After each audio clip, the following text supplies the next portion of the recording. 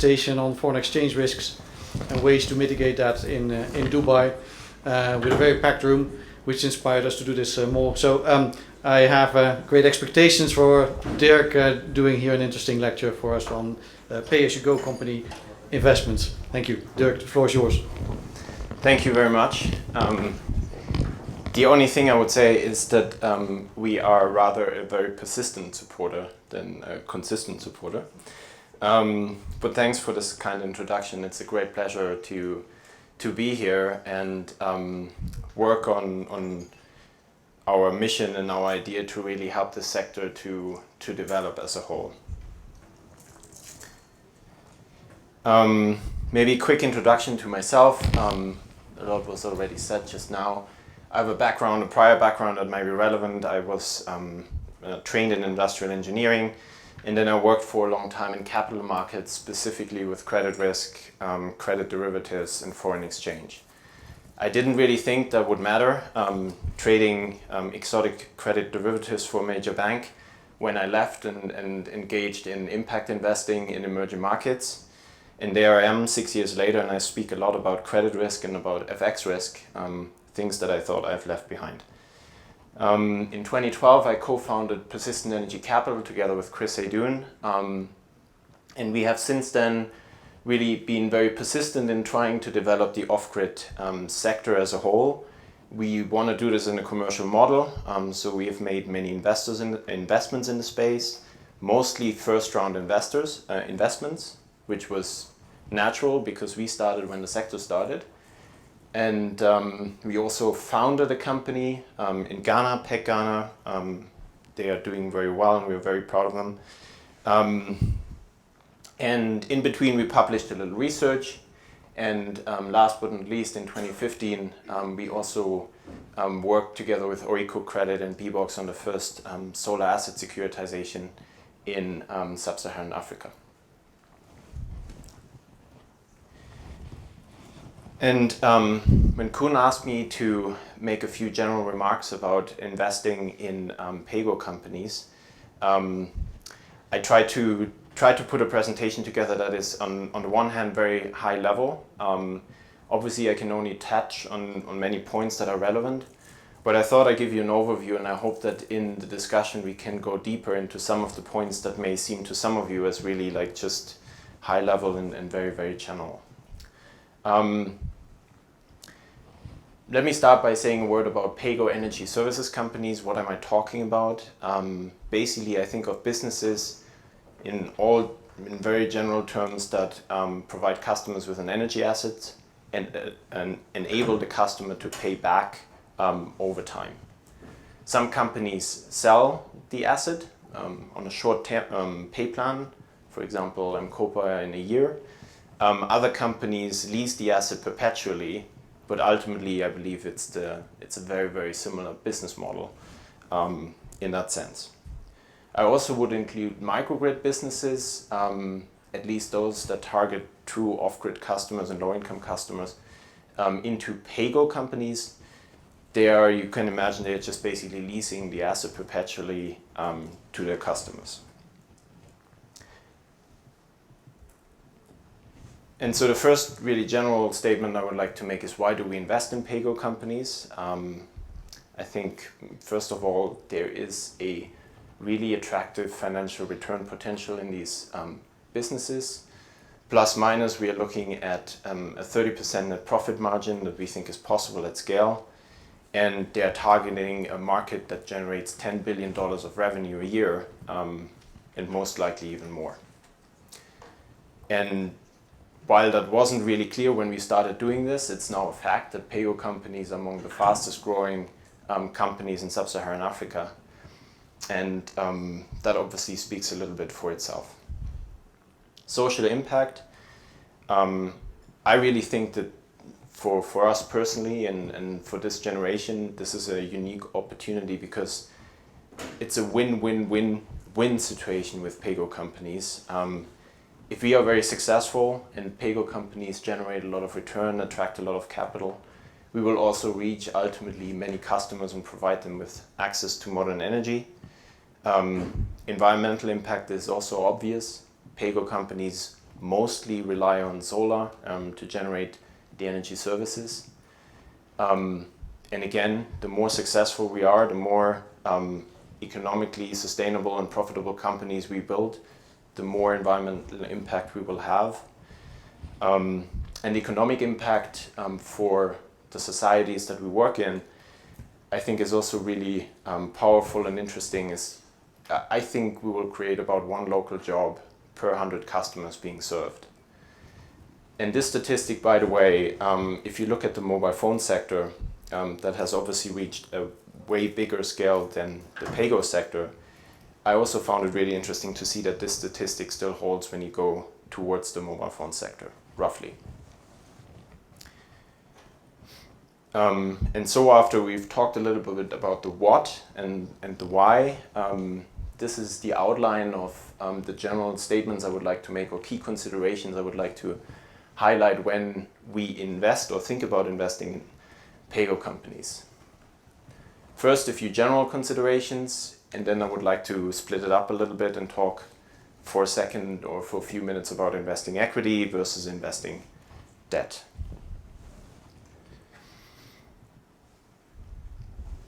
And so the first point is that the PAYG business model is actually quite simple. And sometimes it may make sense to take a step back and think, what are we actually doing here? Ultimately, I think PAYG companies sell a durable good, very general, at a gross margin of 50 to 80% after financing. That's at least the goal, and that's the potential at scale. The good thing about this is the product is in high demand. The market, as we've discussed, is huge. There are 100 million households or 120 million households in sub-Saharan Africa that potentially would benefit from the product. They use financing to make it affordable, and they use technology to make the financing efficient. On the other hand, while the business model is simple, the PAYG companies themselves I consider actually as very, very complex. And to illustrate that a little bit, I thought I use this picture. This is what I've heard many agronomists are working on, and I felt like this is also what we are trying to build right now in Africa. I can't pronounce it or can't translate it. In German it's called die eierlegende Wollmilchsau. And PAYG companies in many ways are similar, because you could look at them and say, well, they're a durable goods retailer. But then looking at many companies in the space, you also realize they're actually a product design and engineering firm. And then if you keep looking, you realize, well, they're all building consumer brands. And then you look a little further and you realize, hold on, they're actually also giving out a lot of loans to consumers. So they're also a financial services company. And then you talk a little more with CEOs and other participants in the space, and they say it's all about the data. And I think that's also true. So in many ways, they're also a software and big data company. And then when you talk a little more, you realize that everyone says, at the end of the day, it's always about distribution, sales, and service, because we're trying to reach the bottom of the pyramid. And why I put this in and why I think it is helpful is because I look at that whenever I see a new company. I try to structure this a little bit and say, what do they have of this whole menu, and how good are they at the various aspects of the business? And so I hope that may help you as well as investors, because you will ultimately invest in all of this or parts thereof. And the second reason why I thought this might be attractive or interesting to think about that way is because if I look over the sector, across the sector, I see a few trends, but one that is really obvious to me is that the business model is changing quite quickly. And in a picture, I think the business model is starting to disintegrate. And having this perspective of a business as being a combination of several may help you to see this trend, and may help you to also understand where the value is and where the opportunities are. And in the more serious form, if we look at PAYG companies today, what you find very often, again, from a distance, very high level, they have a limited product range. Most of the time they're vertically integrated, and in almost all of the cases they have built their own or combined their own solutions to a proprietary backend. And I think if I look 5 years into the future, I think many of those things will have changed. I think PAYG companies will start to offer a wide range of products to their customers. They will start offering cook stoves, fridges. They will start offering on the same platform a lantern that was manufactured by Greenlight Planet to a larger solar home system that was provided by SolarWorks or Movisol. I think they will start to disintegrate. They will start to specialize in what they're really good at. Some may find, well, our technology is actually so good, it may make a lot of sense to license it to others. Just keeping that technology only in our company for our own distribution network may just be an underutilization of an asset that we have.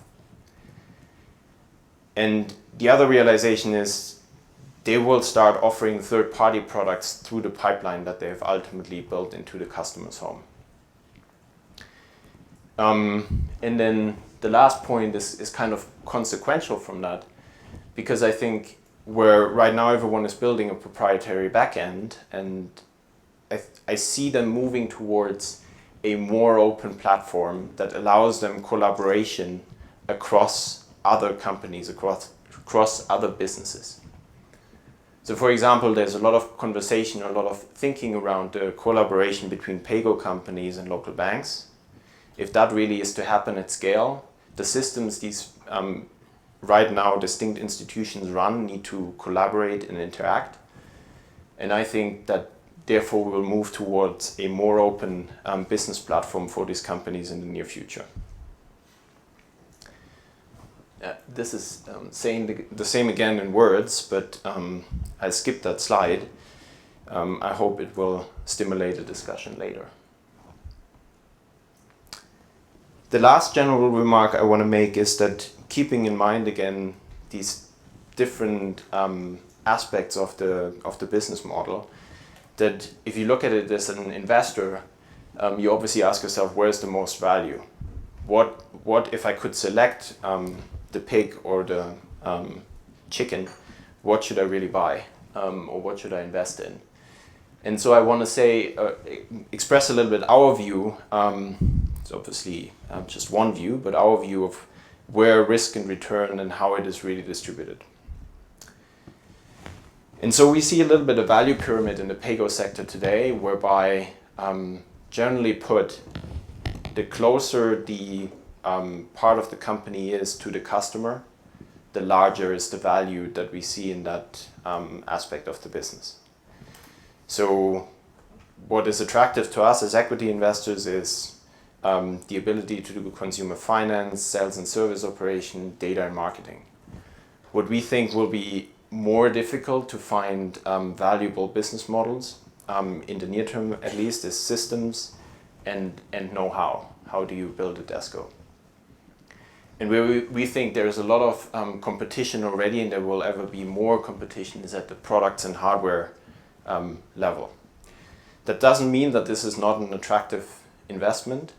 It just means that risk return here is differently distributed. Because if you are able to pick the one product provider that will emerge and that will provide the commodity to the whole sector, that can be a very attractive, very stable investment. Whereas investing in a distribution business is very local, can be very attractive too from a return perspective, but also relatively risky.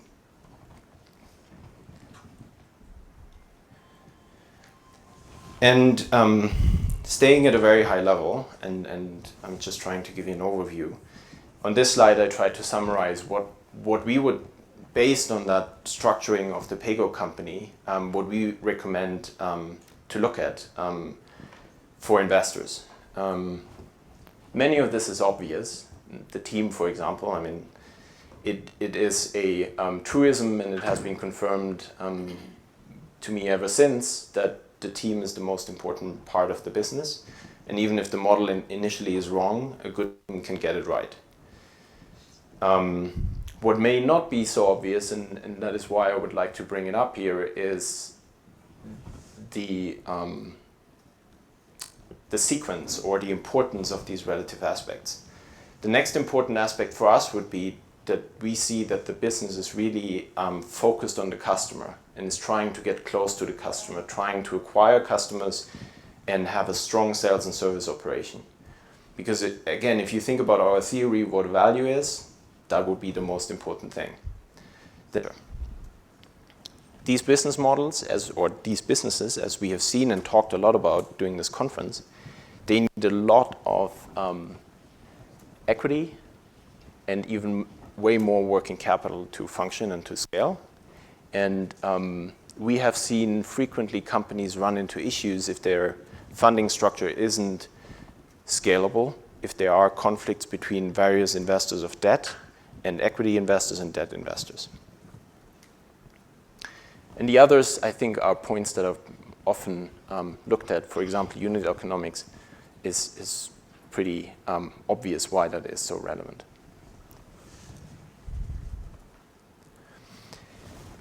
So this was the first part of the presentation, like a very general overview of what are considerations that we think are important when investing in the space. Now I would like to talk a little bit about this from an equity perspective, and then a few minutes about investing in the sector from a debt perspective. And so looking at the sector as an equity investor, where do we see currently the opportunities? We think it is really primarily, but that's also very subjective because we are focused on early stage companies. But we think it's the second wave of PAYG companies that are currently entering the market. And it is especially at this conference been confirmed to me that there are so many teams that are forming, that are coming together and want to build a PAYG company because they realize this is such an entrepreneurial opportunity. And I think equity investors should take a very close look at that second wave of companies. This is a kind of representation of the market today. This is only covering sub-Saharan Africa, and it's not complete, and the data is not 100% correct. But basically what you have is you have about 8 companies that are leading the charge. They're mainly concentrated in 6 countries. And then you have at least 10 other countries and almost 20 other companies that are focused on very viable markets with very strong teams, with the right business model, and are trying to get to the point where they can scale. So I think that is a huge opportunity for smart early stage equity and of course for entrepreneurs. For those who say, well, that's way too early, I can't do this because I'm an institution that's somewhat limited and I can't make investments between 500,000 and $1.5 million because that doesn't work in my model. The second point I want to make when it comes to investing equity is maybe we should reconsider the equity valuations of the leading firms in the space. I've heard it a lot that people say the valuations in the space are crazy as soon as we look at a larger firm. And I actually look at them and I think, yeah, they're high, it's quite impressive. But I also wonder if they are so bad. And just try to put it in a very, very simple format. How one could look at the value and understand that even the value of 100 million for a firm that has 200,000 customers isn't a crazy number. Because at the end of the day, what these companies are after is they primarily want to generate revenue to the tune of about $150 a year per customer. That's the capacity to pay if you think about an ARPU somewhere around $10, $11. As we've discussed earlier, we think, and if you model it out, you see that these businesses have an EBT margin of around 30%. I'm not sure that's yet been hit or realized, but that's the potential once you start actually making your operations really efficient. And therefore, each customer generates up to $45 in pre-tax annual profit to an PAYG company. So the 100,000 customer, that makes about 4.5 million in EBT. And if you apply a high but not unreasonably high multiple, you get to $45 million in equity value at 100,000 customers. And then the other question that I would really, that I don't know the answer to, of course, but that I think some people may not even consider as much is, the question is not what's the company worth at that amount of customers. The question is how much more equity will they need in order to get to the next 500,000 or the next 900,000 customers. And if they don't need any more equity, you could easily argue that even at that early stage, they could actually be valued much higher.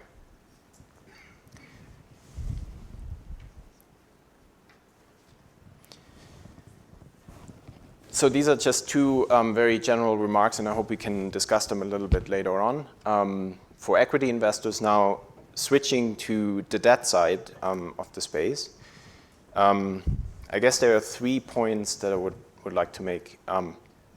One is that I think, let's just look at it. I think PAYG companies can be, or the debt of PAYG companies can be a very attractive asset class. The second point is that PAYG companies will have to, PAYG companies and investors will have to take certain steps in order to develop it in such an asset class. And the third point really would be that when it comes to risk analysis of PAYG companies, we shouldn't really start reinventing the wheel. And I explain a little bit and talk about what I mean by that. So first, again, for overview purposes, I've tried to model the capital structure of a PAYG company that has about 200,000 paying customers and is adding 100,000 customers next year. Then I've made a few quantitative assumptions here, and I don't want to go through the math. It's really simple and straightforward. But the point to make is that PAYG companies need about 10 times more capital for consumer finance, i.e. to finance the receivables they have from their customers, then they need working capital, or, I mean, this is both working capital, but that they need inventory finance. And the reason, and we've discussed this just before, the blue part here, this big consumer finance piece, that's all local currency. And to the point that this can grow into an attractive asset class, just projecting out how the sector can grow if it keeps at the current clip. By 2021, which is not too far in the future, there could be up to $3.2 billion in consumer finance. And there's, again, some basic assumptions how I got there. $3.2 billion in consumer finance that we are either able to raise or we will not get to these numbers of customers.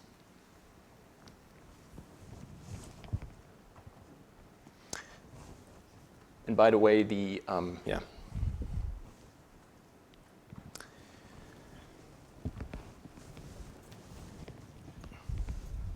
So what makes them attractive? As we've just seen, this should actually be a 3, not a 2. Scale, diversification, it's a very high number of small loans. Decorrelation, borrowers in frontier markets, one could argue, have really little exposure to the global economy. Local currency denomination, they are actually really attractive to local institutions.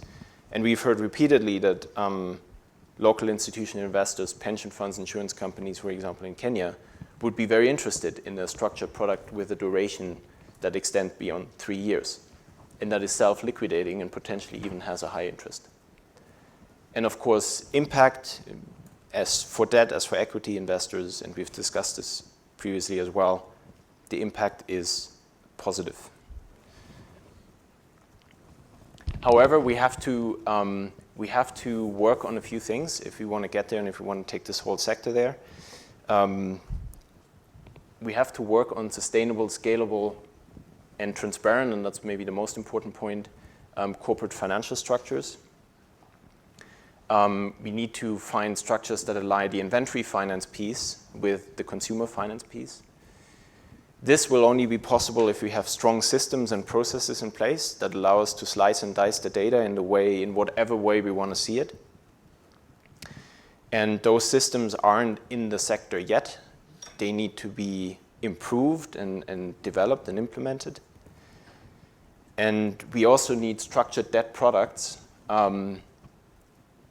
that provide protection for investors against the underlying risk. And securitization may be a buzzword, but ultimately I believe securitizations or structures that are similar, whatever they are called, will be relevant and will be the future for the sector, or will not be able to finance that amount of consumer debt. And last but not least, I think we all should try to understand that financing consumer loans is not really a new thing. There's a lot of approaches, there's a lot of understanding for it already. And maybe the focus should be less on innovating and more on introducing time-tested methods and develop market expertise into this sector.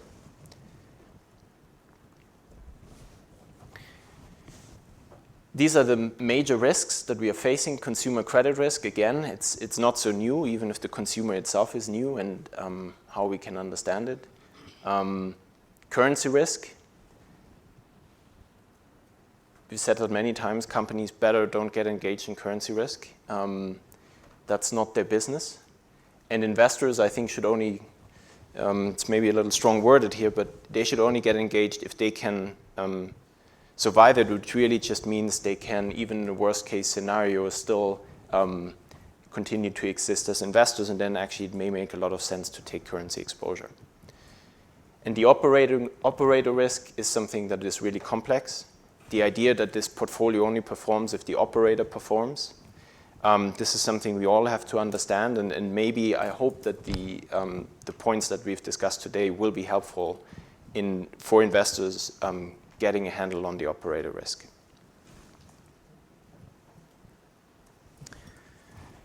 And so this is my last slide. Again, I think credit risk is really nothing new. Looked at a portfolio of, or any PAYG company's portfolio, it's basically nothing else than a portfolio of cash flows, future expected cash flows. And any credit desk, any credit operation has tools, has methodologies to value and to price and to analyze those expected cash flows. And I think we should look to try to get that expertise and get those systems and approaches into this sector. I also think it is really more important to develop a coherent and transparent approach towards estimating the key inputs into credit analysis, which are the expected cash flow schedule, the risk of default, and the related loss given default. Then it is important to develop one standard approach to it. And so again, the focus in my mind should be on developing simple, coherent, and transparent approaches rather than unified approaches or approaches that are a black box and produce a very sophisticated result maybe. And last but not least, and this is directly related to my own experience in financial markets, I've seen the most complex models being used to miss the forest for the trees. I've seen people have really complex data analysis and sounding very sophisticated. And at the end of that presentation, they said house prices can never fall. And so what I would really warn against, because I think it will be important for us if we want to grow this sector sustainably, is that we keep it simple and that we understand the limitations of historical data analysis. Just one example, I think it will be dangerous if we do not accept the fact that we know almost nothing about the customers that we are giving a loan to. That whatever we do, however sophisticated we get, there's nothing, very, very little we know about them. And we need to understand that and accept it almost in order to build sustainable pricing and also sustainable products for the sector. And so with that, I would like to end the presentation. I would just like to point out that we have been writing about issues that we think are important for the space for the last few years, and many of the research papers have become actually quite relevant, and so if you ever want to look for them, they're all on our website, Persistent Energy. And with that, I hope there will be a few interesting questions, and I hope it wasn't too boring right for lunch. So thanks very much. Absolutely, guys. Thank you, Dirk. Is there any questions in the room? Thanks. So just wondering what your thoughts are if you're a lender looking at an off-balance sheet structure where you're in principle trying to isolate the consumer receivable risk, how can you assess and protect yourself and create through either structurally or otherwise some links to the opco so that you maintain that link Right. and manage that risk? Right. I think that's one of the key challenges, that this sector has more than, let's say, housing finance sector, because the house still works even if the company that built it goes away. But if, let's say, B-Box goes away, it's hard to see how B-Box systems will continue to function and throw off cash flows. And so we've thought about this a lot. I mean, obviously, the first aspect would be to make sure that the company who is operating the system is rightly incentivized to do so. This idea that they issue the system and then go away, that will not work. So we need to see that the cash flows that come from the systems are actually split between the structured finance vehicle and the operating company itself, such that they don't get all their profit and everything out of it on day one and then have no incentives to maintain that portfolio. The second aspect is that we need to try to prepare for the event where the operating company falls away. But again, let's not fool ourselves. If that ever happens, it will be extremely messy. But at the same time, there are things that can be done. So you could, for example, demand that operating manuals will be in a lockbox account that can be accessed at the moment of a default. To the company itself, I would say be very careful in defining how the default works, because you're basically putting your secret sauce into a lockbox. You can also demand that technical details about the systems, etc., will similarly be deposited, and even the source code of the operating software would go in such a lockbox account. And the third is that we think we have to accept that this is a very, very young sector, and this needs a lot of maturity to develop. But my partner Chris did the first non-mortgage securitization in the US for car loans. And while this is slightly different, at that time there was also no backup servicer. And there is no backup servicer here now. But I would say if we get a lot larger, if we get to a size of issuing 3 billion in terms of consumer finance into a sector, we will see that some companies may say, hey, this is worthwhile, let's set up a backup servicer that's ready to jump in. And there's very little reason why, let's say, Mobisol, if given access, couldn't run a B-Box operation. That's not going to be smooth, but this could happen. And so that's how we have looked at it with the B-Box transaction. Hello, I'm Eric Nyante from Ghana. Actually, when you look at your model for Ghana, Ghana is actually about 80% connected to the grid. So where exactly are you operating? Are you operating in the north of Ghana, or you're still working in the urban areas? So also to differentiate, we are not operating there. So PAYG Ghana is a company we co-founded. So they are now off on their own, and they're operating in Ghana. And the idea is that we operate in all the areas that have no grid connection, or where there are households that would benefit from a single solar home system. Hello, my name is Christian Speckhardt. I'm also from Responsibility here, and I would like to make probably rather a statement and something from a debt lender perspective. What I'm missing a little bit in the discussion is the fact that we can turn things as we want, but the fact is there is no free cash flow to service debt throughout the next years, looking at the growth plans that we see in the business plans of most of the institutions. I think that's a fact. So what we finance at the end is venture debt, where we rely on being refinanced at one point in time. Leverage ratio whatsoever, I think that's the point. If we still finance then some of the stronger institutions in the field, we do that based on the team quality, I believe, based on a track record which is built in the industry as well, and based on executing and delivering under the business plan. I think that's it. And I guess that comes a bit together with building trust in this industry and changing the right pace also of that growth. Of course, the opportunity is huge out there, but I think it is important for this industry to develop sustainably, build a track record of trust at the end of the day, also to get further financing done throughout that growth, because this period of being cash flow negative will be there for a very long time still. And I think we have to take care of the entrance of market spoilers there. I see already a lot of capital or debt financing being attracted to that market at probably too cheap terms that they will be probably provided too quickly, too easily. And these market spoilers, second entrance perhaps, if things go wrong, it will definitely impact the entire industry. And since there is no free cash flow to service that, and you can turn it around as you want, operational risks are there. It's about the solid development of those institutions. Yeah, my name is Andreas from Solar Kiosk, and I'm not hesitant to address the white elephant in the room. First of all, I'm very intrigued by this presentation. There's one slide that I took a picture of, and I don't know if I shall laugh or cry about it, because you are assuming that you are taking a 30% EBIT margin from a deal.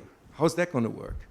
I mean, if I get a 30% gross margin, which is DB1 in Germany, yeah? So before associated costs, then I already made a pretty good deal. And what I'm currently discussing with all those very gracious debt financiers in the room, who I have to become credible to, is how am I going to build a credible business or bankable business if you charge me a 10% interest rate, and then I have to, on top of that, hedge the currency risk with whatever, 10 to 15%. And then you are assuming a 30% EBIT margin. This is not going to work, because that would mean 50% gross profit. 50% gross profit plus 20% transactional cost. That's 70% on top of product costs, on top of what I already paid the margin for the supplier. It's just not going to work. That is my big concern. And Solar Kiosk is a big last mile distributor, and we certainly know what we're talking about. That's the first thing. The second thing, and that's more a question to the room, and I have no answer to that. What is going to happen with all these payables now? Are they all going to build their own distribution chains? Are they all going to do their last mile distribution? Are they all going to build these Mobisol and Phoenix and PAYG stores?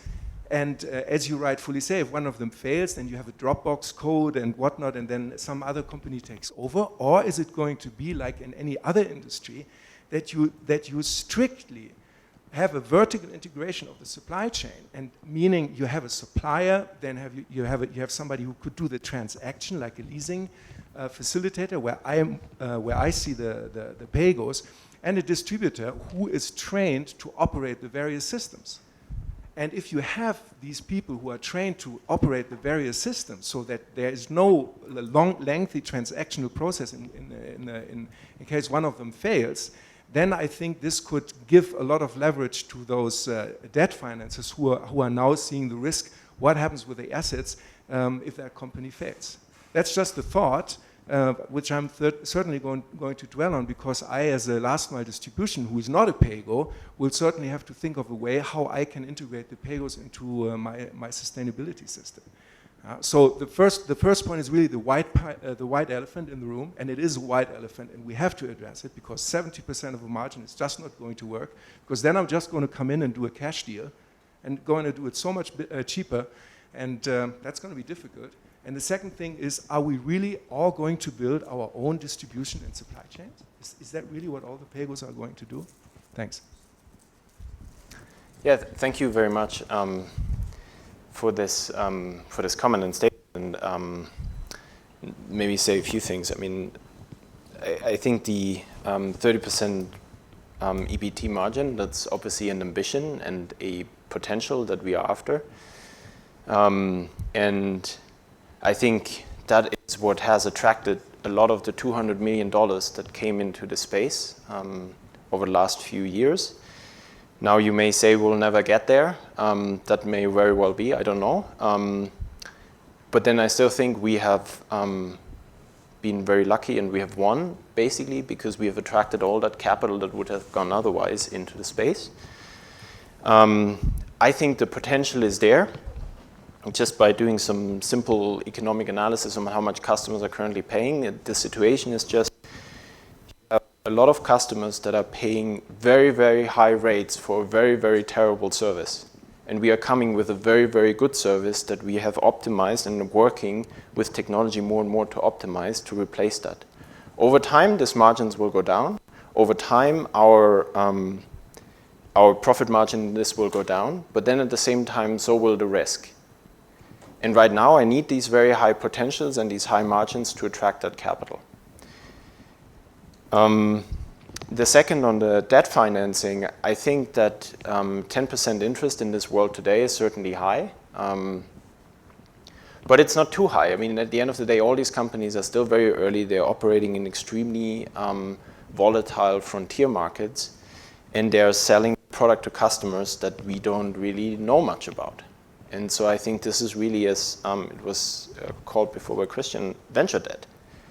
And therefore, it justifies high interest, which the company has to be able to pay. Otherwise, it cannot attract the debt. It cannot attract the equity capital that is needed. Over time, I would hope that with the right structures, with the right analysis, and with the right experience, we can lower that down more and more and come to a competitive market where capital and companies are trying to push those costs down more and more. And your last comment about the distribution, are we all building our own distribution? I think that's exactly the point I'm trying to make with the strange animal, that more and more we should look at this and say, what are we actually building? And what of the parts that we have already built should we use only in our company, or which should we make available across other companies? Not because we are, particularly social, but more because there is a lot of value to be gained by doing this, to increase the efficiency of how these companies operate. So that would be my thoughts. But I think all the points you make are very valid, and it's just something we have to work out. We'll take 1 minute, okay? And then the first thing, yes, you have attracted 200 million. But if you attracted them under false assumptions, this is not going to fly.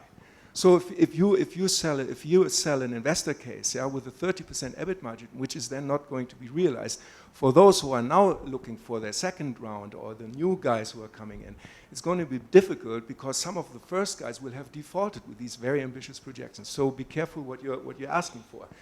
And the second thing, if you say the first part of your sentence, 10% is high, I liked. The second part I didn't like when you said it's not too high, because it is too high. And now look at it from this way. I'm a German guy. If I now go to the German market, I get an interest rate of 1%, 2%, 3%. So what am I going to do? Am I going to do it with an MDB, or am I going to do it with a German private bank, because I also have business in Germany, and then subsidize my African business with it? Then I'm creating exactly that very unfair and uncompetitive situation that we are all trying to avoid. I mean, I think that's unrealistic. If you are able to finance at 2% in Germany, do it all day long. There's no question about it. But if you can tell me that you can finance 100 million at 2% in Germany for any of those businesses, I want to stop doing what I'm doing, and I want to work for you. And then it's really great if you would find. I mean, I'm all for cheaper capital. But at the same time, I see this challenge of attracting this capital. I actually feel a little bit like we have won, because when we started talking about this sector in 2012, there was a lot of ignorance. And I presented to many of the PE firms that are now entering the sector years ago. And this was all like, what are you talking about? Or what are you smoking? And so I think the fact that they are now entering is a good thing. But I also see the risk, and you're absolutely right. The risk is that we create a bubble, and that we create unrealistic expectations, and that's a gap we have to, or that's a bridge we have to pass somehow. And I hope I'm not crazy on that side, and I also hope there's no one crazy on the other side. I hope we will get out okay. Hi, my name is George. I work for a company called Greenergy Product Limited. So for me, I'm addressing now from the point of maybe the last mile entrepreneurs. Maybe I'll also echo what the gentleman from Solar Kiosk said. Because, you know, at times, if I look at the nature of the industry, the way it has been for the last few years, the challenge to the last mile distributors has been that many companies have come in, then they've distributed products, but for most of the pay-as-you-go products are what I can describe just like my mobile phone. Number one, it goes obsolete maybe within 1 or 2 years. It's obsolete. Then when it goes obsolete, at that time, that company has moved out of the country or has ceased the production. Also, so on that one, I'm addressing on the product life of the product. So so we are finding that challenge. You find that maybe on the higher scale, the big producer has grant funding and can sustain its operation. But now for the last mile distributors, you find that you have to work at quite a high source of capital. You're working at 10%, maybe me, I'm working at 16% or even 18%.